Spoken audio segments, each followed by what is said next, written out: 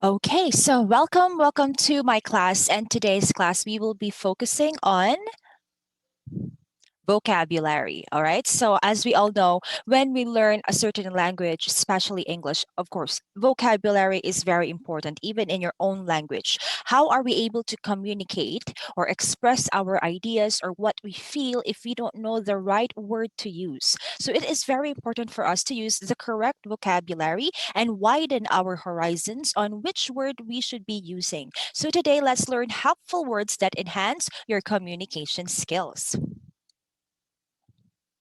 Okay, so I know there are thousands and thousands of words, vocabulary that are, existing in this world, and we cannot, and I would think it is impossible to be able to remember or even use all of them. Okay, so for us, students, people that are learning another language, the first step for us to learn is, know the basics. Start with the words that you think you can use every day, the words that you can use in your daily communication skills or like to enhance your communication skills in your daily life, talking to friends, family, teachers, colleagues, or everyone, right? So start with those words because those words are the words that you can use to practice and it helps you remember. Repetition is one of the key to help you remember a certain word. So remembering foreign words can be challenging, but there are always many ways on how to help you remember them well. Now I'll show you a few of them. So here they are. So what are the ways? So first, I would always suggest to have a notebook. You can call it a vocab notebook, right? Or words, my word list. Okay, but have a notebook. Keeping a vocabulary notebook and writing all the words that you can learn every day. So if you have an English class, try to take down notes of the words that you think is very useful for you and words that you think you will be able to use them every day. So write them on your notebook. If you learn some new words around the corner, if you went out or when you talk to someone and you learned a certain word, you write them in your notebook. You can even use a note application in your phone. Number two, you can also use sticky notes. I have one student, he used sticky notes all over his house because he was so willing to improve his English. So what he did, he bought sticky notes and put it everywhere around his house. So he puts phrases and words and then, put in places where he can see easily. He even puts it on the ceiling so that when he wakes up, he could see the words, right? So it really all depends on what kind of strategy that will work for you. Number three would be record. So when you record, you can actually record your voice. You can have a video. You can do vlogging. You can keep it on your own, right? So when you do that, you are actually helping yourself and your brain recognize the words that you are practicing. So what you can do, you read the words. You have your notebook there. Maybe have 5 to 10 words every day. Read the words and record them on your phone, right? And then you can listen to yourself, and then you can actually check out if you are pronouncing it correctly. Another tip that you can use if you are using an iPhone, you can talk to Siri. So you have to set Siri into an English language so Siri can speak English. Talk to Siri in English. If Siri understands what you're saying, most likely you are pronouncing the words correctly. Or if you're using an Android, you can talk to Google Assistant or anything, right? Those assistive system that you can use. So talk to them. If they can understand you, they can understand your command. That means probably you are pronouncing the words correctly. Number four, chants and rhythms. So it also helps someone or a student to remember a word when they do chants. This kind of seem like childish, but it really isn't. I do this when I try to remember new words, right? So especially if the word is very long, you can tap your legs like this. So, for example, you try to remember words rhythm, rhythm, syllables. The syllable will help you remember certain words. And yeah, and sometimes, even in tests, when you do rhythms and sing the songs, it helps you remember. You are able to remember a whole song by singing it, and you're able to remember the song because of the tone and the beats that you hear from it. Okay, so these are some of the four ways that you can use to help you remember vocabulary. All right, so here are some 12 advanced words that I want you to remember, students. Okay, first one here is unprecedented, right? Unprecedented. Circumspect, complacency, embezzle, flabbergasted, hypocrisy, coerce, amiable, callous, connive, demure, diligent. Okay, so let's practice these words. I will be calling each student to read certain words, okay? Okay, so let's do this by batch. All right, so I'll be calling Anna. Anna, please read the first three words. Unprecedented, flabbergasted, callous. Good job, Anna. Now let's have Carlo. Circumspect, hypocrisy. Good. Thank you, Carlo. Good job. Let's have Gina. Complacency, coerce, demure. Thank you, Gina. And lastly, let's have John. Embezzle, in, diligent.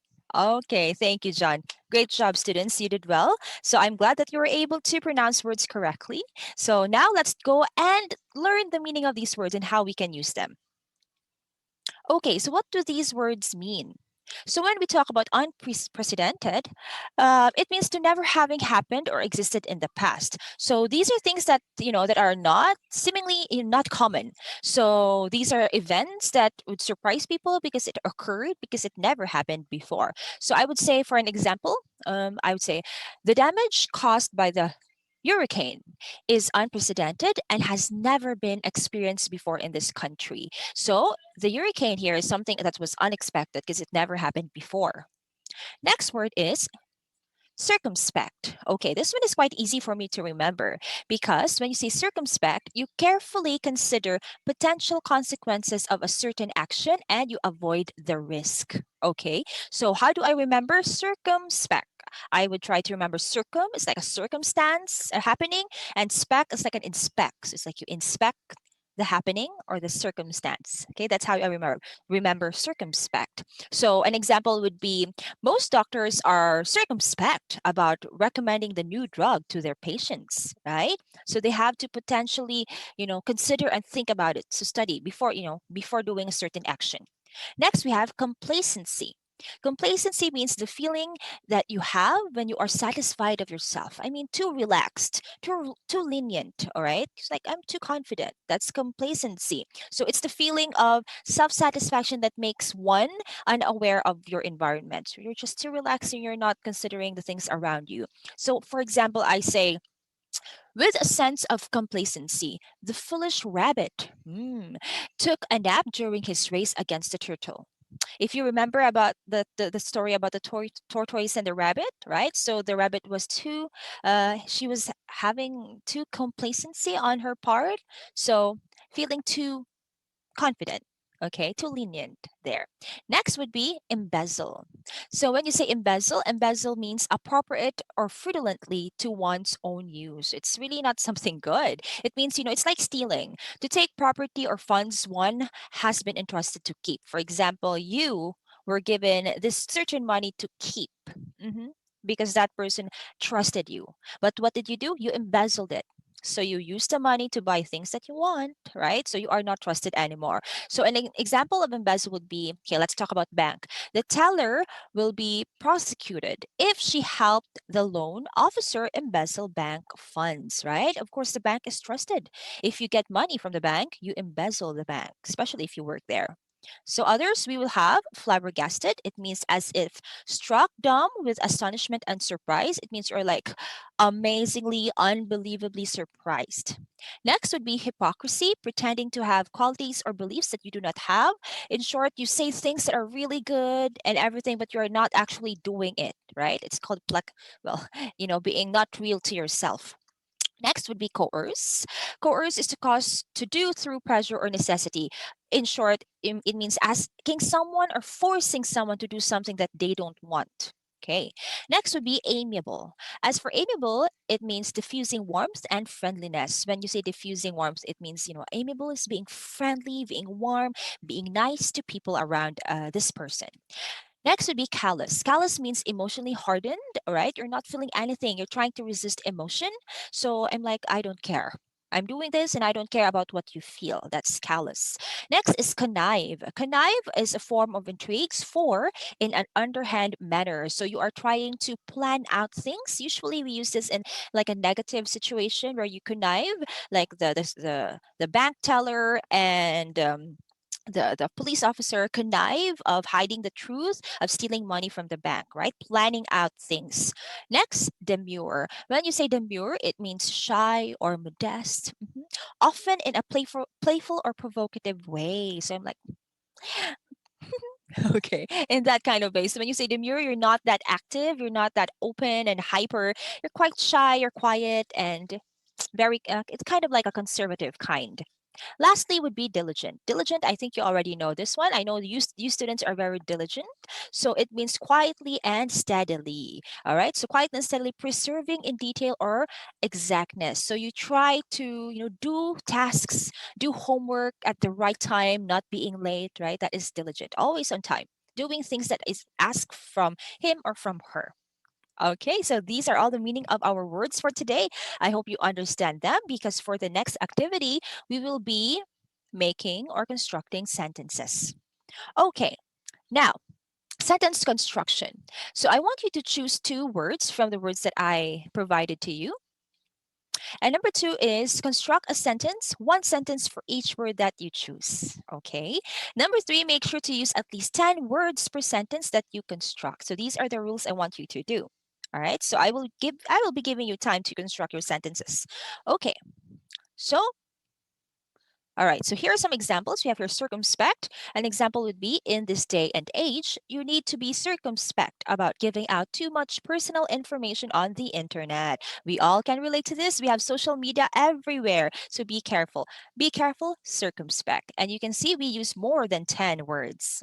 Number two is flabbergasted. Flabbergasted, if you remember, is feeling something that's unexplainable, right? For example, standing next to my favorite celebrity, I was too flabbergasted to speak. So I'm like in shock, I'm surprised, I'm amazed, I'm in disbelief. I'm like, oh, flabbergasted. Okay, so we also use more than 10 words for this example.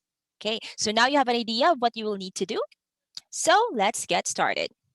Okay, now it's your turn. So you have 3 minutes to construct your sentences. So now you can please get your notebooks or get your phone or your notepads and write down two sentences. One sentence for each word that you choose. Okay, so these are the words that you can choose there. So 3 minutes, 3 minutes is starting now. All right, so you have 3 seconds left. And time is up. Now, guys, it is your turn to show us what you have got. Okay, don't be shy. Don't worry if you're not confident about your sentences. It's okay. We are here to learn. All right. We're not here to judge. We are here to learn and, of course, correct the mistakes. Okay, so now let's spell the words. As for spelling, how do you write these words correctly? Right. So when we remember words, here is one tip that I want you to remember. Spell words in syllables. Syllables. Just like that. So this is one of the best ways to help you ace your spelling skills. I remember this when I was in primary school. This was one of the things that my English teacher taught me on how to remember spelling words, especially if the words are very long. Okay, so here is an example. Let's spell. We have your unprecedented. So if you try to cut these words into pieces, it helps you remember easily. And you are able to remember only 2 to 3 or 4 letters per part. So when you write it, unprecedented. So easy. And we have here flabbergasted.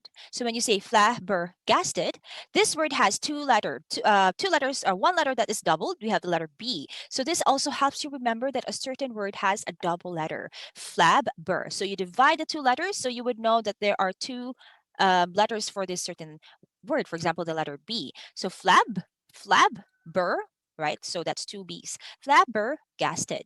So now it's easier to spell. Okay, so let's try spelling, guys. It's really important. I know we have autocorrect now from our phones, but nothing beats knowing the correct spelling of the words. Okay, so let's spell the word. Here are the instructions. I will say a word. It's like a spelling bee. You listen carefully, write down the word with the correct spelling. And then you have to recite in class the spelling of the word in syllable. Okay, in syllable once I call you. All right, so let's get ready. Don't be nervous. You can do this. Okay, thank you so much. There. Okay, so great job, everyone. You did a good job. So today we learned 12 advanced words, and if you feel that the words are very helpful for you, write them down in your notebook, vocabulary notebook. But of course, I still want you to study them. We will be having a quiz about that in our next lesson. So thank you so much, everyone. You did a great job. I'll see you in our next class. Bye.